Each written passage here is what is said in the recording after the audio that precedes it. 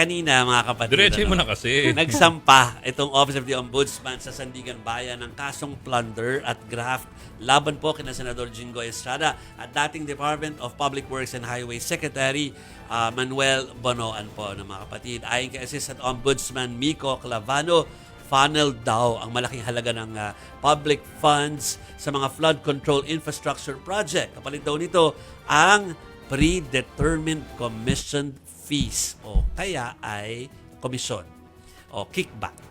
Nakakaroon din daw ng payout sa nagkakahalaga ng lagpas 573 million pesos na dineliver mismo kay Estrada. Inirekomenda naman ng Ombudsman ang no bail. Humiling din sila ng hold departure order laban kina Estrada, Bonoan at iba pang local DPWH engineering officials. Samantala, hindi raw nabigyan ng pagkakataon si Senador Estrada na alisin ang resolusyon aralin yung resolusyon para makapagpaliwanag siya dito sa kaso na ito. Tinataka rin daw siya na tila bumilis daw ang pag-uusad ng mga kaso laban sa kanya at iba pang kasamahan niya sa majority. Ang git pa niya, haharap daw siya sa proper forum para depensa ng sarili sa kasong plunder at graft.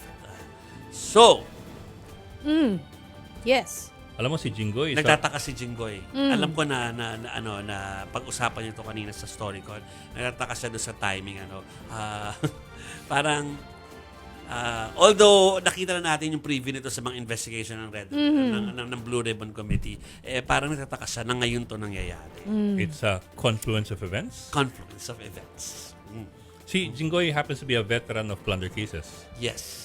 This is Pangatlong his beses third na plunder ito case. Oh. In fact, it was only 2 years ago na napagdesisyonan ng kanyang second plunder case. That's true. At That may was pending. Iba pa yun. That was a 184 million peso pork barrel plunder case filed against him in 2013 or 2014. In January 2024, a little more than 2 years ago, nagdesisyon ng Sandigan Bayan to acquit him of plunder but to convict him of 1 count of bribery and 2 counts of indirect bribery. Yes.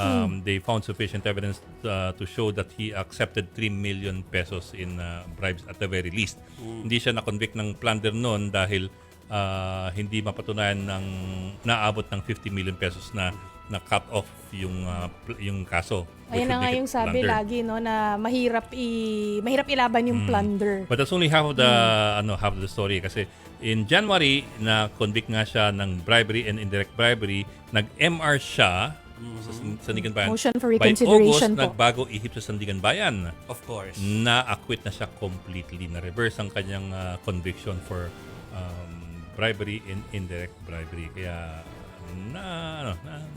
nabitawan na yung kaso. O, wala na yung kaso. Correct. So it's the latest doon sa series series sa tawag na ito, ikatlo na to. Yeah. ikatlo na. The first was in 2001 for allegedly accepting, handling, and concealing kickbacks from Hueting Lords and tobacco excise taxes on behalf of his father, si Erap Estrada. Tapos itong latest ito po sa flood control scandal. So ang tanong dyan ngayon, Bok and Chiki, ay ngayon na umusad na siya at na-file na nga kanina, ang hinihintay dyan ay yung arrest warrant o kung sabay iimbitahan na ng authorities. So tanongin natin yan sa ating po mobile journalist na si Arles De Los Santos. Arles, what's next? Good evening, Arles. Magandang gabi at Juvie at Chiki at Bok Ed, alam Okay. Kanina pa nagkakaproblema si Arles ng gumagalaw, moving pa tayo, at actually, kanina napag-usapan ninyo na ikatlo na nga ito, na plunder case. Yes.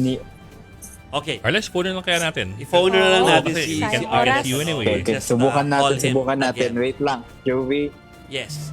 Tatawagan ka ulit, Arles. Medyo mahina lamang yung ating signal. Sige lang. Tawag lang tayo sa telepono. Tawagan na lang natin. Si Arles kasi nag-cover ng pagpapile ng And he needs kaso. to move dahil may mga iba pang hinahabol na storya kaya siya nasa van natin or nasa sasakyan po. Pero siya ay nag-cover doon maghapon at We were saying kasi na sanga-sanga lahat ito eh. Kung ano man maging resulta nitong pagsasampa ng kaso laban kay Jinggoy at kung maglalabas nga ng arrest warrant ang Sandigan Bayan, magkakaroon posible ng apekto yan doon sa mga nangyayari sa Senado. That's true, At ang that's mangyayari sa Senado sa Lunes. Kasi ang narinig ko kasi sa mga report ng ilan ba, aside from Arles, sa iba pa mga reports na narinig natin kanina, ay pwede maging mabilis yung pag-serve ng warrant. Kasi kung bibigyan mo na, kung ang gagamitin mo example ay si Bong Revilla, Revilla. na agad ding nasilbihan ng kanyang arrest warrant. So we'll just wait kung ano yung update dyan from Arles. Pero ito yung sinabi ni Senator Jinggoy Estrada, Chiki. Oo, ngayong araw lang to mga kapatid, no? Sabi niya, we will exhaust all legal remedies. Mabilis lang, no? Yung sa mga nanonood sa TV ay nakikita nila. Pero try natin ulit. Ayan. We will exhaust all legal remedies. Sa kasalukuyan, inihahanda ng aking mga abogado ang mga kaukulang hakbang upang mapakita ang mga irregularidad sa naging proseso, gayon din ang mga ebidensyang hindi nabigyan ng sapat na timbang at konsiderasyon. Tas next.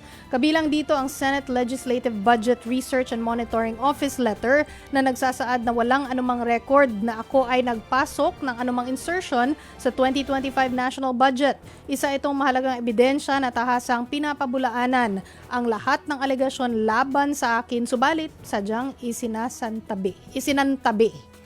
Yeah. So he is actually stressing yung point o ina-underline na yung thought na merong technicality na nami-miss out na hindi hindi natatalakay, kaya naging mabilis daw yung pag-uusig sa kanya. Di ba pabor yun sa kanya kung sakasakali? Kung magaling ang lawyer niya, pwedeng loophole yun. At the same time, on the other hand kasi, insertions are not illegal per se. So proving or disproving an insertion will not get you in hot water or will not acquit you of another charge. I Pero think the base, yung kickback ba mahirap patunayan? Well, siyempre mahirap patunayan ng kickback unless you Sikreto have yun unless you have witnesses who are going to testify or you have Saka yung pattern state na sinasabi. witnesses. Yung pattern daw. Ano si Arles? Ayan na. Si Arles ay biglang Wow. nasa newsroom na po. Live na live. So, Arles, yung hanging question ay what's next? Ito ba'y matutulad sa kaso ni dating Senador Bong Revilla na mabilis na naisilbi yung warrant or medyo matagal tayo maghihintay?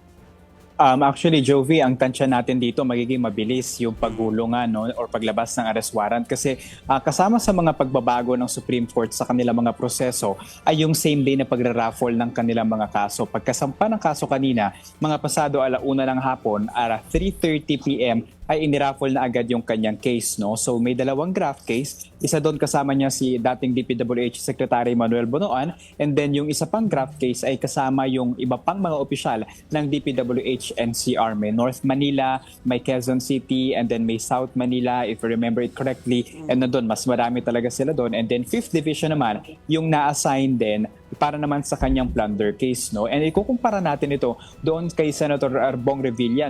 Friday, isinampa yung kanyang kaso sa Office of sa Sandigan Bayan, the Office of the Ombudsman din. And then pagdating ng Monday, may warrant of arrest na, and then yung sunod-sunod na siya nga ay sumuko. So aabangan natin kung kaparehas na bilis din yung mangyayari dito. And syempre, kung magtatago ba si Senator Jinggoy Estrada o kusa din o voluntaryo na susuko kagaya ng ginawa ng kanyang kapwa senador na si Revilla. Na-raffle na kanina, di ba? Yes, Jovi, na-raffle na agad yan around 3:30 p.m. for the 3 cases. So, 2 graft, 1 plunder yung kaninang na-raffle doon. Arles, baka meron ka ring update dun kay Senator Joel Villanueva na we hear na binibuild up din yung kaso niya at malapit-lapit na rin. Yes, Chiki, at least ayon kay Ombudsman Boying Remulla mismo, 2 linggo yung ating aabangan bago nga kung intayin kung masasampa na ba talaga yung reklamo dito, dahil kinukumpleto nila yung mga detalye at sinusigurado nga natatayo yung kanilang mga kaso doon sa hukuman ng Sandigan Bayan. Pero Chiki, I think beyond the timeline kung may sasampa na nga ba yung kaso kay Villanueva, mahalaga din na tignan natin at abangan kung magkano yung presyo o halaga ng pera na iuugnay sa kanya. Kasi if you remember it, kay dating Senador Bong Revilla, nasa 250 million pesos lang. Pero Pero later on, sa mga pagdinig, lumalabas na may 500 million pesos pala na dineliver sa kanya. And then pagdating naman doon kay Escudero, nasa 280 million pesos. And then pagdating naman doon kay Senator Cheese, nasa 250 lang or 280, then 500 million din yung tinitignan ngayon. And then itong kay Estrada, initially 355 million pesos lang, pero ngayon yun 573 million pesos. So malamang next month pa kung sakali magsasampa ng kaso laban kay Joel? Joel. Yes, yan yung inaasahan natin, Bok Ed. Okay, mahaba pa pala yun. Oo. Tapos Arles, yung tatlong DPWH officials na na-name today, no, si Opulencia, si Bryce Alcantara, tsaka yung isa si Bernardo.